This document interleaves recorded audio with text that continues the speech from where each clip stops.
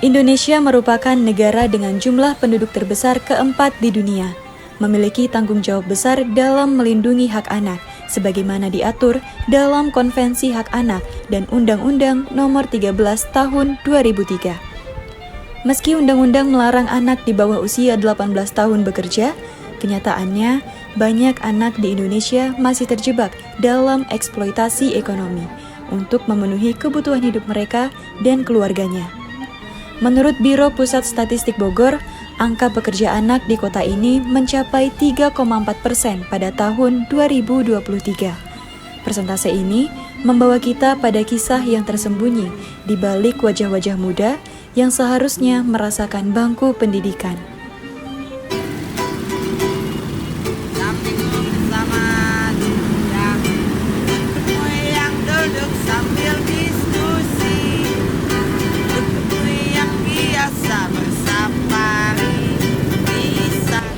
Perkenalkan, nama saya Muhammad Dias Rafi Alfayat.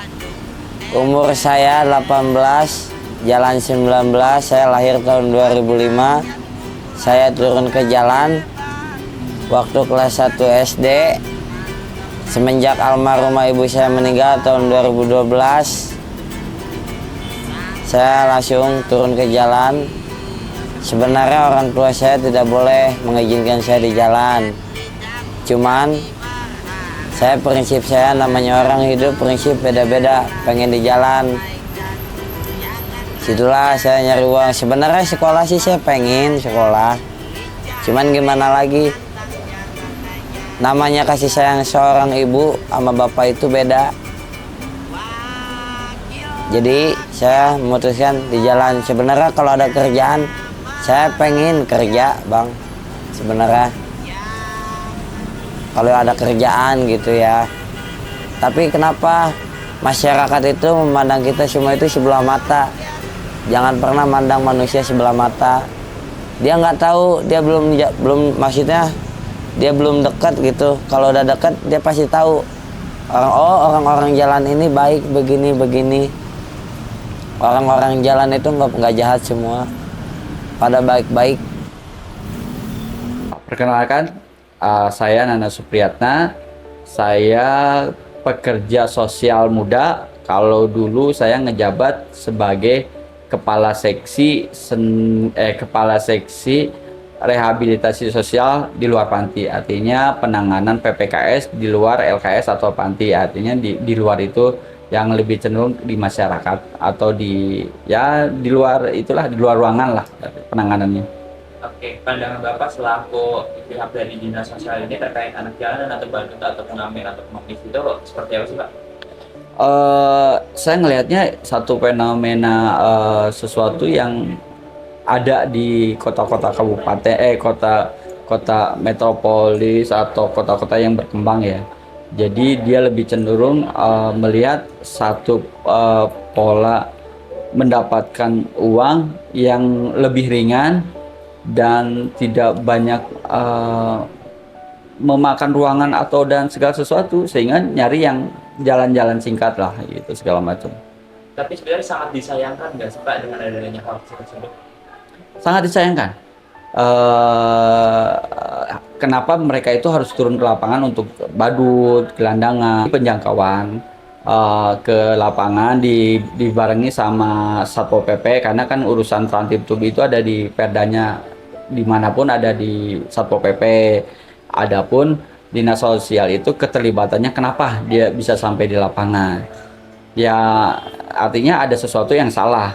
Jangan sampai ketika masyarakat itu turun dijangkau, dia bilang iya Pak, saya nggak dapat kesempatan lapangan kerja, saya nggak dapat bantuan sosial segala macam gitu. Jangan sampai alasan-alasan klise itu diutarakan, tapi ketika dinasnya ikut turun, hal itu akan terbantahkan. PKL ditertibkan nih, ada nggak sih anak-anak gitu yang berjualan jadi seorang? Rata-rata enggak sih ya, kalau namanya seputaran jalan protokol. Kalau namanya anak-anak di bawah umur rata-rata di seputaran pasar. Kalau pasar sih ada 1-2 ya. Tapi kalau selama saya di Satpol PP belum ada sih. Selama kalau di jalur-jalur yang di protokol itu. Mereka biasanya ikut bapaknya di pasar biasanya. kalau yang di bawah umur itu. Kalau yang di seputaran kayak gini mah jarang. Paling ada satu dua sih ya, cuman ikut-ikutan aja kalau lagi libur. Alasannya Pak, oh anak dibawa-bawa sampai jualan, oh Pak lagi libur dia di rumah gak ada siapa-siapa. Ada satu dua di situ. BAE kerjasama sama Dinkes sama BPJS juga. Lalu ada program khusus apa sih Bu yang sudah berjalan saat ini untuk mendukung nih anak-anak agar mereka itu tidak kembali lagi ke jalan? Oh, untuk anak-anaknya kalau kayak pengemis ya, kita paling ke orang tuanya untuk diberikan apa ya kayak modal usaha gitu.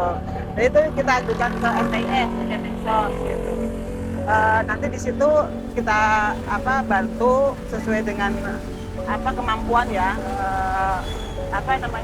untuk modal usahanya, terus kita pantau setelah dikasih modal usaha itu. Kalau untuk pengamen badut itu juga sama Bu? Kalau pengamen badut itu sekarang kita ke pariwisata ya. Paling edukasi aja gitu sila kita itu ketertiban ya maksudnya. Badut juga sebenarnya banyak sih badut-badut di lampu merah gitu kan ya. Sering kita kasih bantuan juga gitu. Tapi ya itu biasanya mungkin karena memang terlalu banyak penghasilan di badut itu, kadang-kadang usahanya nggak jalan gitu.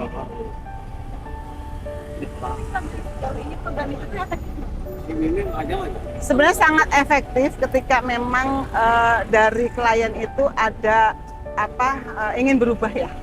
Enggak sedikit juga yang memang bisa bertahan sampai sekarang untuk modal usaha itu gitu.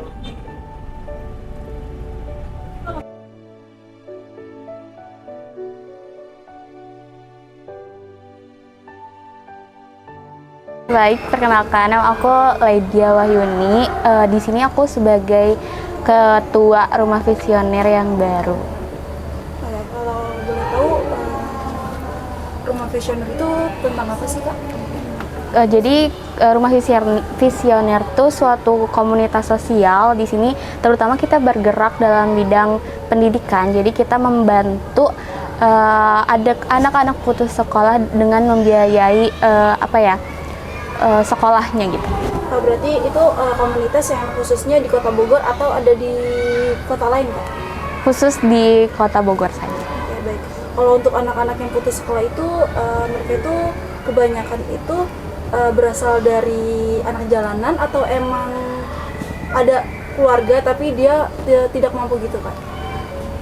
Kebanyakan sih memang masih ada keluarga, cuma dulunya memang ada yang merupakan anak jalanan, jadi diangkat, tapi memang mereka masih punya keluarga gitu. Emang keluarganya memang tidak mampu untuk membiayai sehingga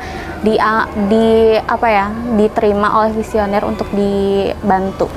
Oke, berarti Rumah Visioner ini tuh juga bertujuan untuk mengurangi persentase pekerja anak di bawah umur kali ya, Kak?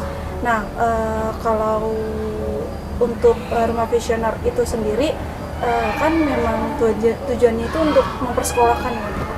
Nah, itu tuh biayanya dari mana ya, Kak, kalau boleh tahu?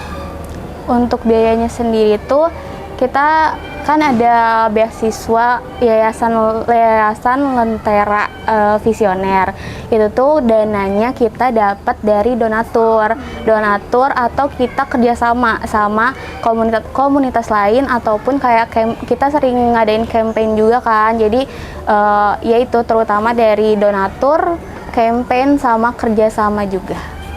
Fasilitasi dua, kita memfasilitasi beasiswa dana untuk bersekolah secara formal gitu, atau memang yang tidak memungkinkan lagi sekolah formal, kita mereka disuruh mengambil paket A, paket B, atau paket C. Nah, tapi di luar sekolah formal itu kita memfasilitasi untuk pendidikan karakter mereka, karena kan background mereka mungkin dari anak jalanan gitu, jadi semangat mereka udah berkurang, terus motivasi mereka juga mungkin udah berkurang. Jadi kami di samping sekolah formalnya memfasilitasi untuk pendidikan karakter supaya mempunyai sifatnya juga lebih baik, sama mungkin semangatnya juga bisa terbentuk kembali.